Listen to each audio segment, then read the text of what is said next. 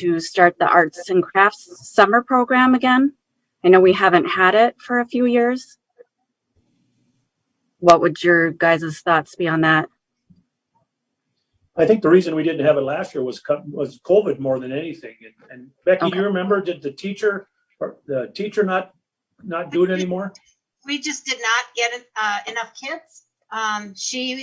We had a couple open houses where people could sign up, and we just didn't have enough kids. And so we tried it again the next year, and then COVID hit. So just hasn't been in place for a while. She might be interested in doing it again. If I could reach out to her, if you'd like me to do that. I actually did have someone else that's expressed interest as well. Okay. If we wanted to just maybe put it out there to see if we could get kids signed up. I think that's a great idea, Chris. If you want to lead that and get the advertising on that and see if we get enough kids to have it. Okay. I can work with Chris too. Okay, thank you. Mm-hmm. And then that's all I have. Okay, thank you, Councilor Peterson. Councilor Kramer. The only thing I have is an update on as far as the campground goes. I talked with Kenny regarding the construction next to campsite 26. And so they've come up with a plan for the person who has the seasonal in 26 in case they need to move for either safety reasons or the construction gets too loud. Or he also said in the plans there is on one page of the plans, it says that they may need to use that space for like contractors or materials to be located there. So Patty and Al are going to keep campsite 93 in the new loop as unreservable on the online system, but they can reserve it for people up until the point that 26 might need to move into 93 at some point. So that's kind of the backup plan, as long as everyone's okay with that. Yes. And then also there are the 3 sites that have only 30 amp power, and Kenny's going to get some numbers on upgrading those to have 50 amp as well. And he said he'll do that probably at the next council meeting since he's on vacation. Okay. Is that everything, Deb? Yep. Okay, thank you. I got a couple items. The food giveaway went really well again, and we're doing one more on the 22nd of April. It's not this Thursday, but the following Thursday. After that, I'm not sure if they're going to end the program. As of right now, all I know is we're up to that date. One of the comments she made was, once you get into May, they're worrying there's some produce in there and some dairy products you might have to get it refrigerated, so that might be a problem. So, well, we know we have one more coming up on the 22nd. So anybody that can make it down there to help, appreciate it. And then Becky, have you heard on the water shutoffs? I was looking at our water shutoffs as the governor talked at all about lifting that timeline for shutoffs yet? Not that I'm aware of, and the league has been recommending us not to do it due to COVID, but we can keep an eye on that and I'll let you know. Okay, perfect. And then the other issue I have is I think a lot of you know I walk my dog most mornings out to the campground and back, and the trash on the Back Bay Road is absolutely ridiculous. I got a big group of people out there this weekend, Melanie and Jed and the kids and Ann and I and her dad. And we picked 3 very large garbage cans full, and most of it was Mick Golden Light cans. So somebody's drinking and driving and throwing their cans out, and I'm not very happy about it. So I've thought about this a lot. I thought about closing the Back Bay Road down, but then it's not fair to people that want to use it either, that don't, put garbage out there. So I don't know if the council's got any other suggestions. I've talked to Tim, and they're going to put a couple of cameras out there. So people that are going out there, they might get caught on camera. That would be the best case for me. It would be able to actually catch who's doing it. But it was pretty disgusting that road was cleaned up last fall, and there was at least 250 beer cans out there. So I just want the public to know that we are not going to tolerate it. And you might want to smile next time you drive down Back Bay Road, because you're going to be on camera. So, and that's all I have tonight. We'll move on to old business. COVID-19. First item on there is the Hoyt Lakes Water Carnival Committee 2021 celebration. Sherry, I'll turn it over to you. All right, we did send, where do I sit here? We did send a packet of information with everyone. It has our schedule of events and then also some notes from the COVID task force team. So I guess our questions were kind of, do we have the support of the city to go ahead with the event, obviously following any guidelines that are in place at the time? And then are we limited for, softball teams or for bands, or are there any limitations that you guys would want to put on us for how we run the event this year? Council?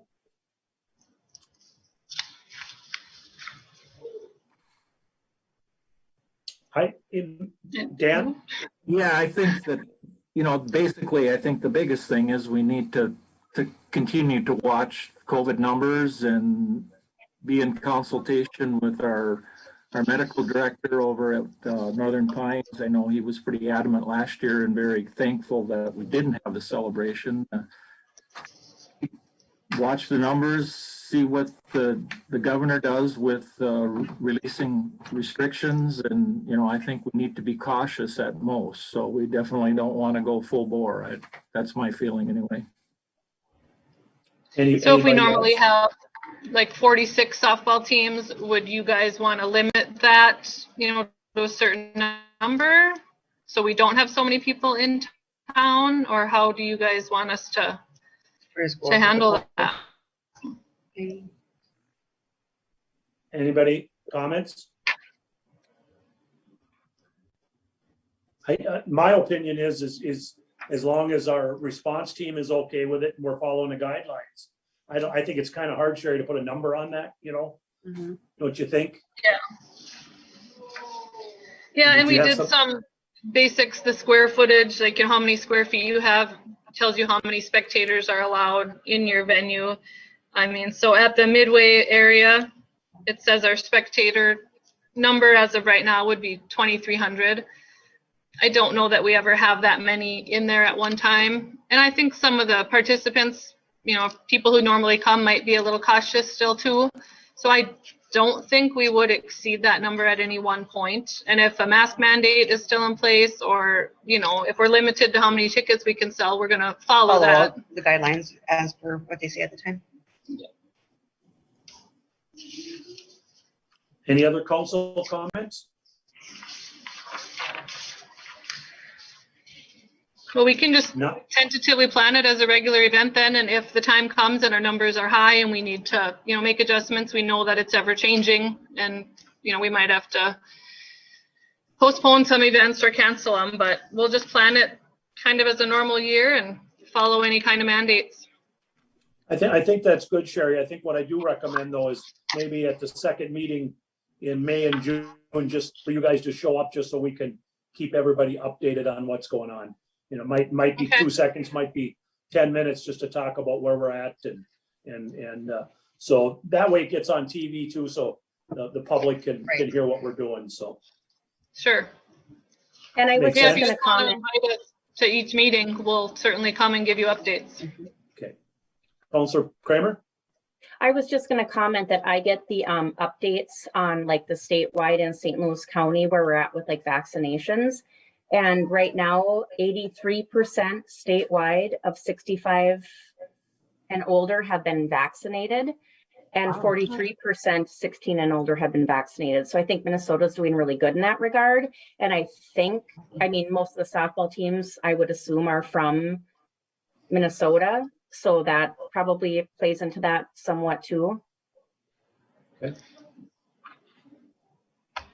We'll just keep you guys updated. Okay, perfect. Thank you, guys. Thank you. I guess maybe, Mayor, one other comment, that if, the public that's listening and watching right now, any public input, really appreciate it also with, if the citizens have comments. I think it's as much up to them as it is to us, as long as they're feeling safe that we're going to have the celebration. So I guess I don't know how we would funnel those comments to come in via letter or whatever, however they would want to kind of contact the city. And being that, you know, we're only looking at early April, a lot of things could change both directions by the end of July. So it's tough right now, I think. So. Yeah, I people, think- anyone listening has any questions or comments, they can go on our webpage, they can go on our Facebook page or contact you guys and you can let us know if you get any input. But yeah, we'll. And share your numbers on our website. Yeah, right? my phone number's on there, our email's on there. So yeah, let us know of any concerns. We'll try to address them. Perfect. Okay. Thank you. Thank you. The second item under COVID, I had this put on here. And I know Attorney Brunfeld had brought it up. We're still under a resolution declaring a local emergency. I have never done anything that the council hasn't voted on. I guess I'm just reaching out to the council. Do we want to stay in a declaration of emergency, or can we waive that? And I think maybe Attorney Brunfeld can help with that. Yeah, at this point, Mayor and Council, it's really your prerogative. I mean, if based upon the data and information that you have, if you want to discontinue that resolution, that emergency declaration, it's really your call at this point, based upon the data that you have in front of you. What's the council feel? My feeling would be that to leave it in place. You know, right now we're experiencing high numbers in Minnesota. I don't think there's any big rush. We've maintained this long, and you know, another month would be not a problem as far as I'm concerned. Anybody else? I think I'm fine with that. I know a question that I maybe had was with our emergency order, something that was affected with it was like, if we needed other people drive it, you know, to drive the ambulance, if everybody's tied up and stuff, it helped out with that. So that's why I'm kind of for to keep it on for a while longer if we do get in a jam like that. Okay. Deb or Dave? I think we should continue it for the time being with the recent numbers spiking. I think it would just make sense to see where that goes. Okay, I just brought it on there just for the council, have some input from you. I'm fine either way, so we'll just keep it in place then for now. Next item on our city council meetings in person. I also added that just so council input, what's everybody feeling? Do we still really like this Zoom way? No. I prefer in person, but that's just me. Here's the thing for me, I've had meetings at work and everybody's required to wear a mask, and we have people on phone at the same time and they cannot hear people that have got the mask on talking. So I think it's one way, it'd be nice for all of us to get together, but another way, if the public's trying to hear us, how much are they going to actually hear? Because in our meetings, the people that are speaking have had to take their mask down to be heard. So just throwing it out there. So what do you want to do, Dave? I mean, would we have to, I would imagine we'd have to wear masks if we get together live, huh? Well, according to the governor's mandate, that's still a requirement, isn't it? Okay. Even if we can have so many people in the chambers, but we're supposed to still have the mask on. We're supposed to still have the distance. Okay, let's just leave it alone for tonight. I'll do some checking on it, see what the rest of the cities are doing and see what the state is requiring on that. So next item is Fisherman's Point Campground and Manager's Contract. Dan? Did Patty and Al get on? You know, I didn't see them come on, Mayor, and this was just supposed to be, it was tabled and was supposed to be on the first meeting in April. And then maybe a discussion about, once the campground does open, about the bathrooms. But No, Patty and Elle are not on. I don't know if Deb has maybe talked to them perhaps. So they just commented on, as far as the bathroom goes, it was their understanding that the bathrooms and showers will be open this summer. So I don't know if anybody else has any information about that, but I'm just wondering in terms of their contract, since Becky's coming on next week, should that be tabled? I mean, being new to this, do we do requests for proposals, or is this standard that we just give them the contract for 3 years? How does that work? It has been standard as long as the council is happy with whoever the vendor is, like them or Dan Darbo at the golf course. If the council can just make agree to a new contract, if we can come up with an agreement. If we can't come up with an agreement, then we would go out for proposals. So. Okay. So I don't know if we maybe want to table it again until the next meeting, since they're not on tonight. I know they were supposed to, this was the meeting they requested to attend regarding the contract, and I don't see them on. Well, I think you're right, Deb. This contract goes through this whole year, so it's not like we have to have it done. I think I would just as soon wait until the first meeting in May when Becky Lammy takes over, and yeah, we'll go from then, if that's okay. Yeah, and are you aware, has there been discussion about the bathrooms and showers? Because it was their understanding they will be open. I believe they should be open. I mean, okay. We have two. Is everybody else okay with that? Yep. Yeah. I think there was a lot of complaints last year when they weren't open. So, but we can meet. We can talk about that too. But we'll put that on the first meeting in May. Okay. All right. Thank you. Excuse me, Mayor. I don't know if Steve, Channel 2, we're getting messages. There's no sound for people that are tuning in on Channel 2. So Steve, if you can hear us right now, he's filling in for Terry Hardica, and I guess there's no sound. Okay. I don't know if he can hear me, but. Steve, are you on?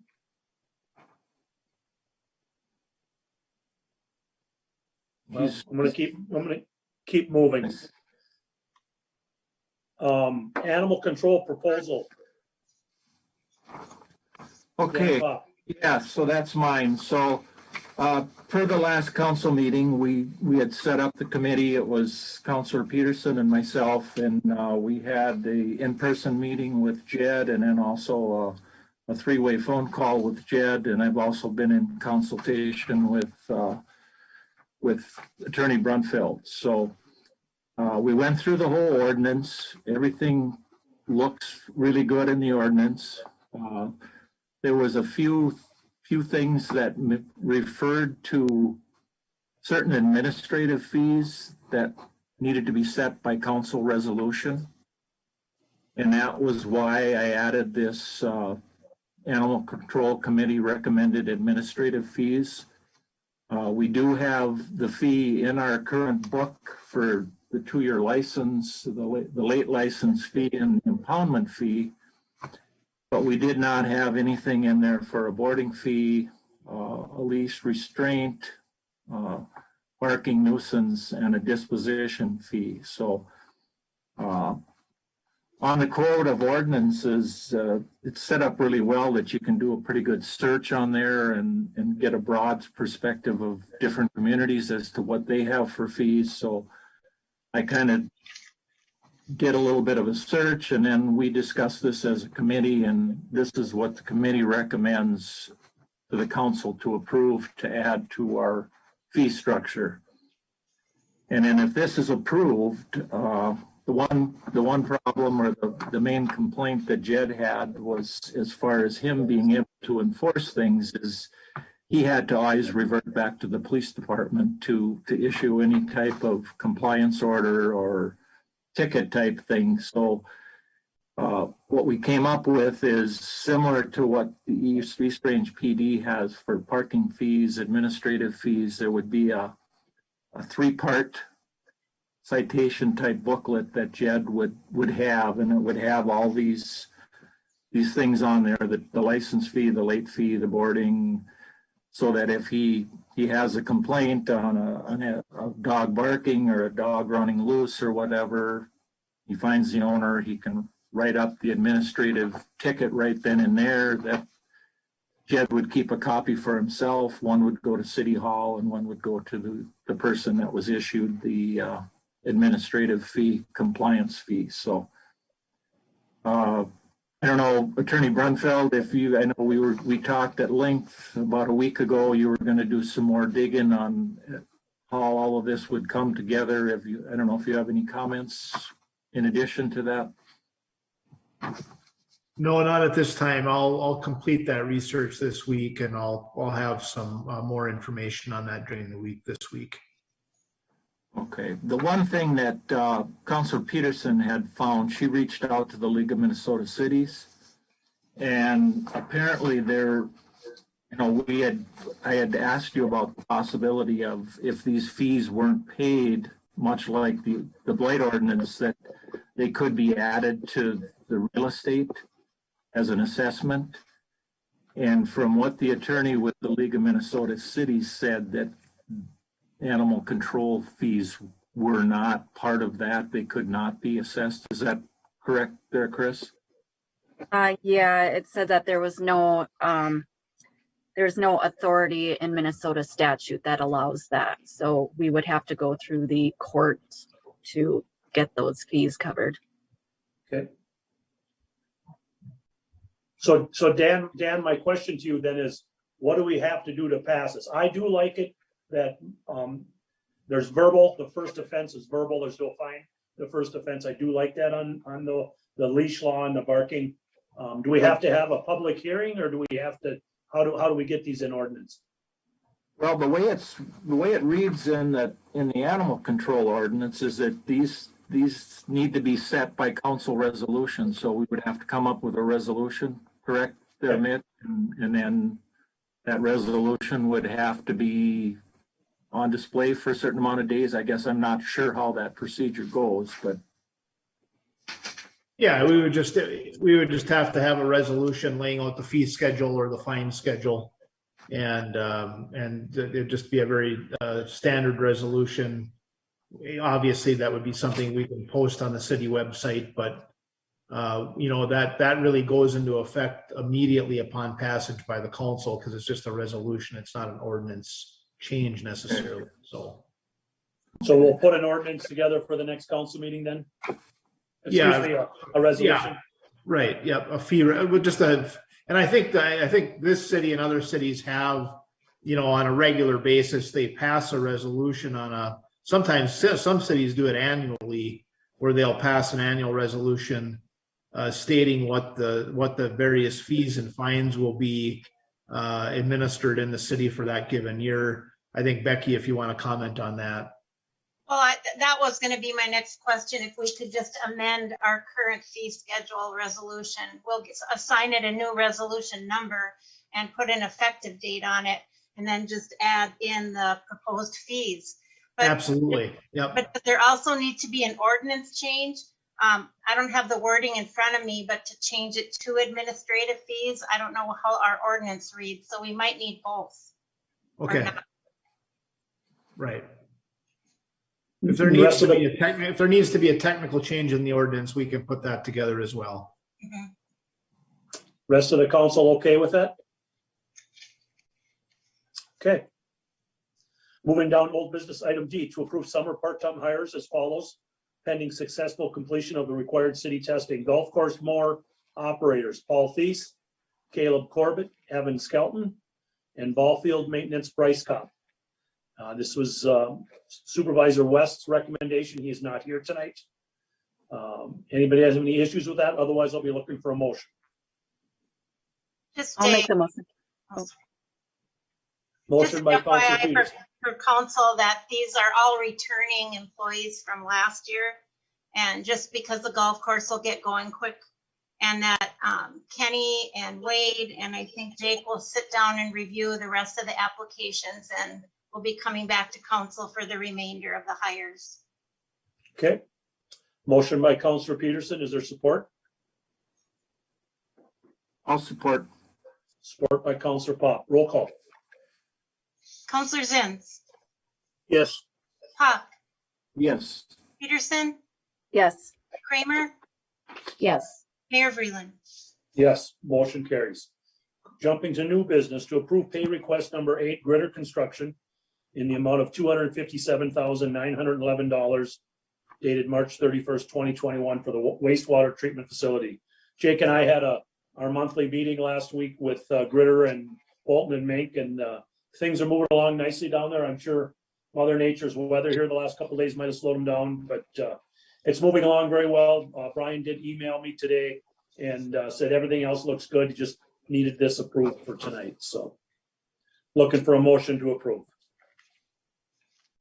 I'll make the motion to approve. Motion by Counselor Zinn, support. I'll support. Support by Counselor Kramer. Roll call. Counselor Zins, Yes. Pop, Yes. Peterson, Yes. Kramer, Yes. Mayor Vreeland. Yes, motion carries. Item B, D&B Environmental 2021 contract for mosquito management services. Was he supposed to be on tonight, Becky? And I thought he was. His name is Albert from DMB. So I don't know if he got lost, maybe his signal went down, but he was on initially. This is a budgeted item that we do every year for mosquitoes and black flies. So any comments on this?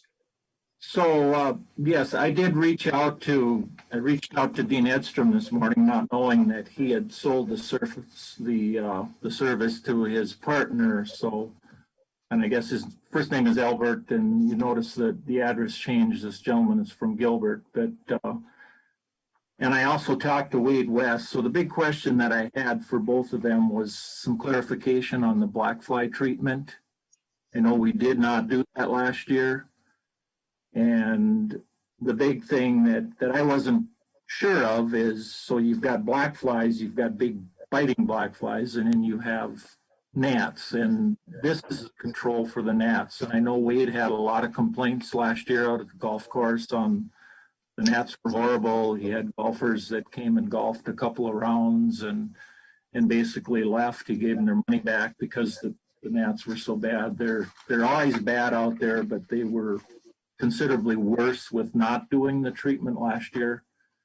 So Wade's recommendation was that we go with the black fly treatment, and that's something that needs to be done here very shortly. They monitor, I guess these gnats hatch out of moving water, and the water is monitored between the two bridges, the bridge on 666 and then the bridge that we cross going to the golf course. And so they send the monitor stations into the state of Minnesota, and then the state tells them when to treat the water and how much treatment to put into it. So, and Dean is going to continue he's going to advise, and he's going to work with the new owner on this year, if we do go with this black fly treatment, to make sure this gentleman understands. Apparently he was his partner for many years, but Dean was kind of the main guy that did the black fly thing. So he was going to work with him as a consultant. So, but otherwise, I think everything else looked, I know last year we made the switch to the $500 flat fee per application rather than the long drawn out thing, the hourly thing that had been in the contract the year before. I think it worked out a lot better, and basically that's all the comments that I have. I think that, and I know I had reached out to Becky and she sent some info. So last year, I think it cost us a total of around $7,000 for the applications, and the city would continue to purchase the chemicals. And that may be one thing, I guess, a question for you, Mitch. There is a part in this contract that states that the city would, so it's on the equipment and materials. And it says that all control material required for this contract will be provided, purchased, paid for, and stored by the city of White Lakes, Minnesota.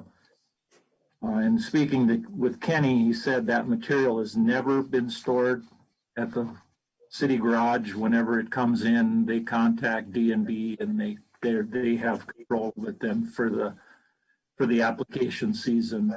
And I did ask Dean about that, and he said, yeah, it gets labeled for Hoyt Lakes, and that's the only thing it's used for. So, and if there's anything left over, they have it for the next year. So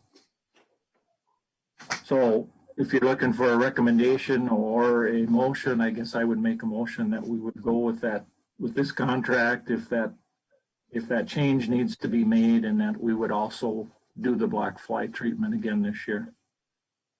Dan, do you have an estimated cost of doing the black fly? Yeah, that's right in that estimate. It's about $3,500 is what it's run the last, so if you look on Exhibit A, the estimated labor budget, and then the black fly treatment would be $3,300. Okay, I see it now. Okay, We so there's a motion on the floor. $16,000 budgeted for contract services, so I think we have plenty of money in the budget to cover. Okay, so there's a motion on the floor to approve this contract. Is there support? I'll support it. Support by Counselor Zins. Any other discussion?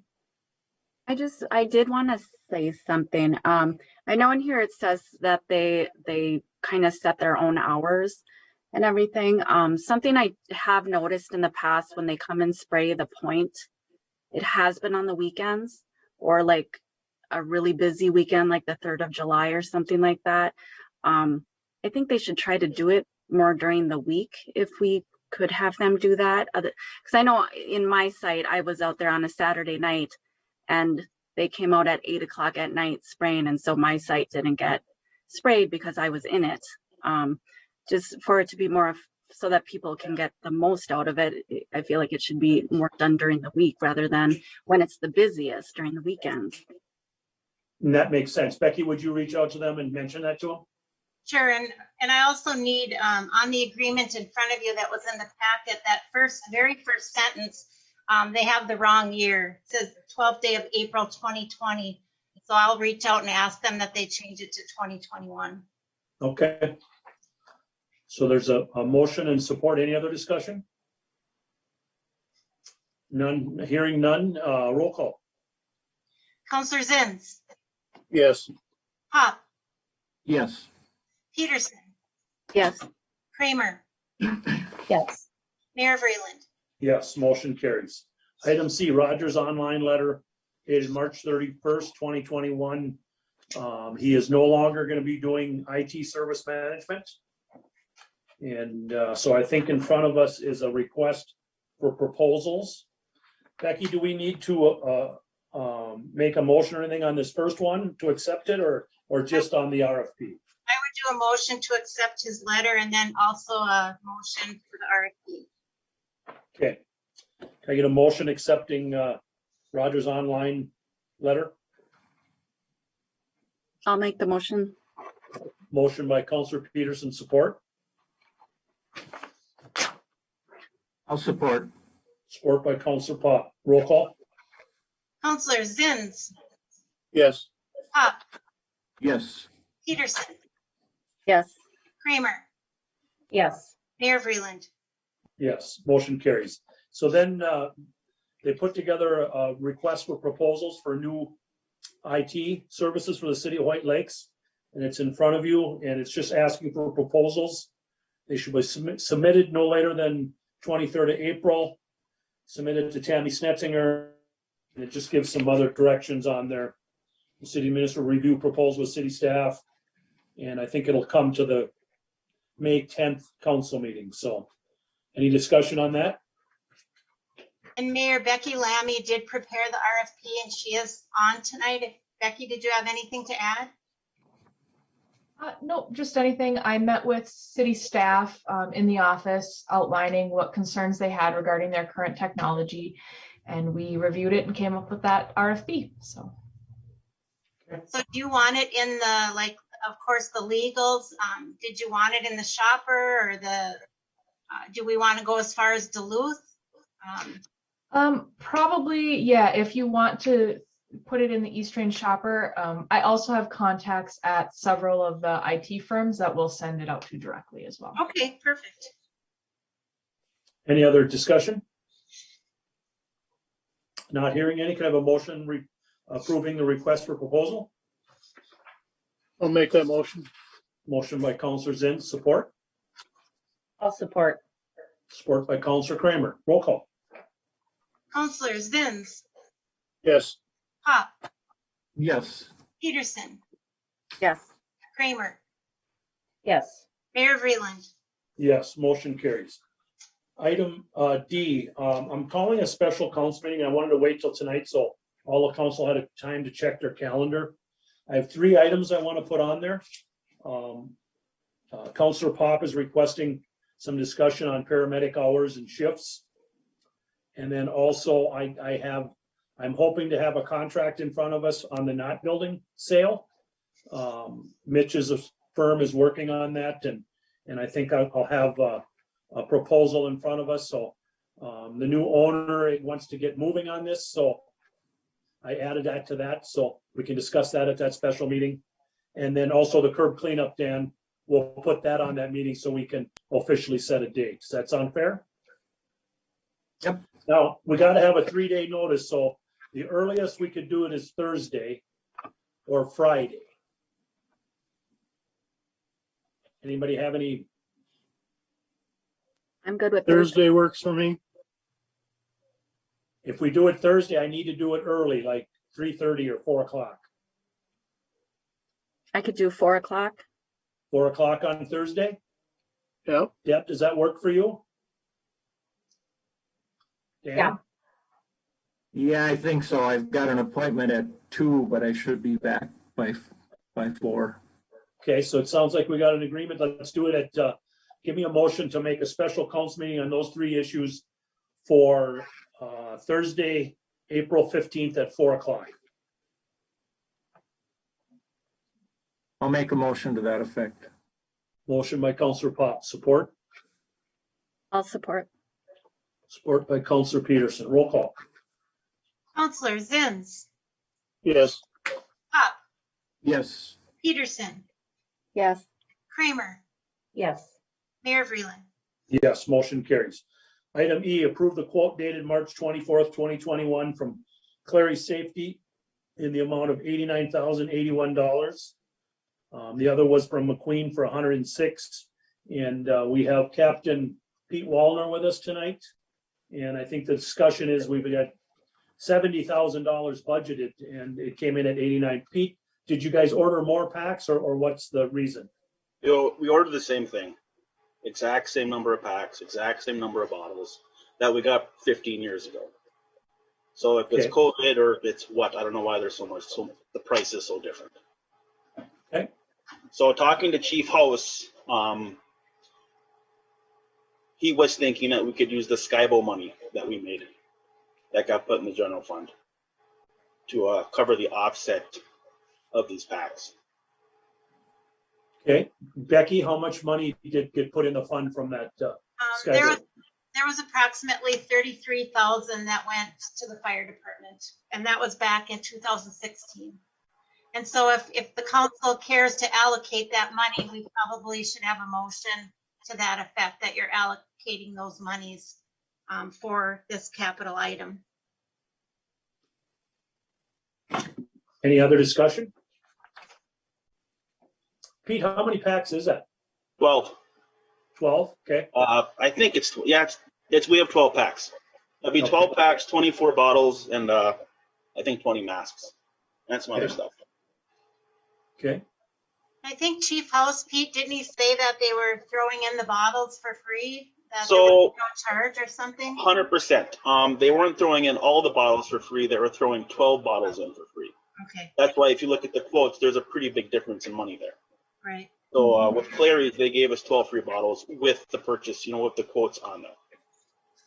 So council, just an FYI for the council, our packs and this is a major safety item, are over 15 years old and with the new OSHA standards and everything, that's why we budgeted. It's one of those things that, Tony thought 70 would cover it, and with COVID and prices going up, it hasn't. I feel very comfortable taking some of that. It's only about half of what the fire department got from that fire. So I'm comfortable with it if somebody wants to make a motion to approve that.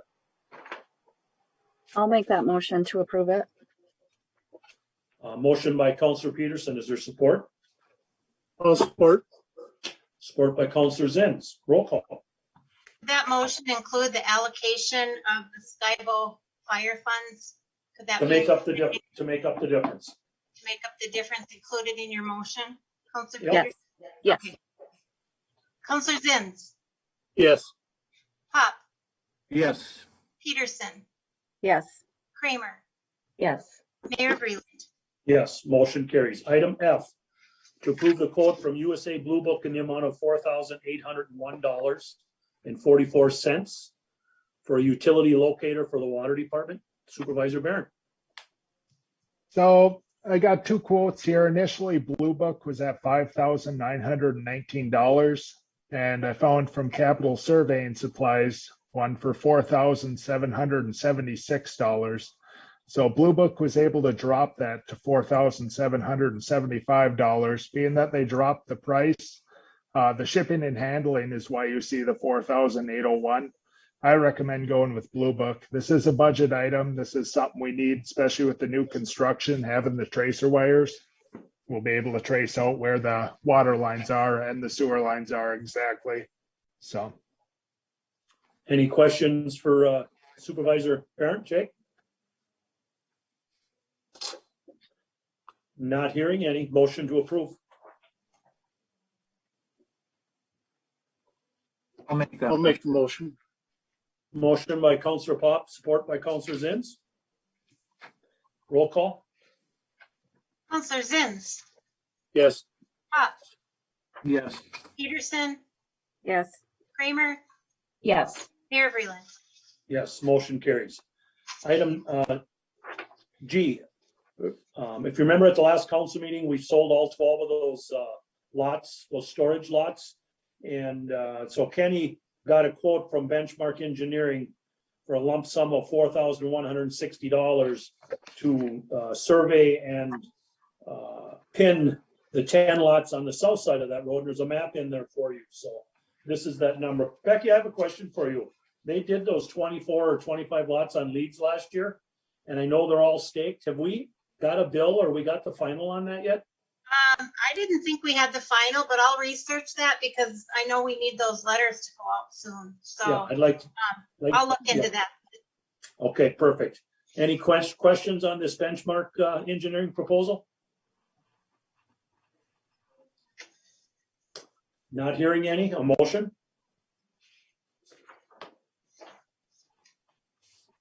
I'll make the motion. Motion by Counselor Potts. Support? I'll support. Support by Counselor Peterson. Roll call. Counselors Zins, Yes. Pop, Yes. Peterson, Yes. Kramer, Yes. Mayor Breland. Yes, motion carries. Motion to adjourn.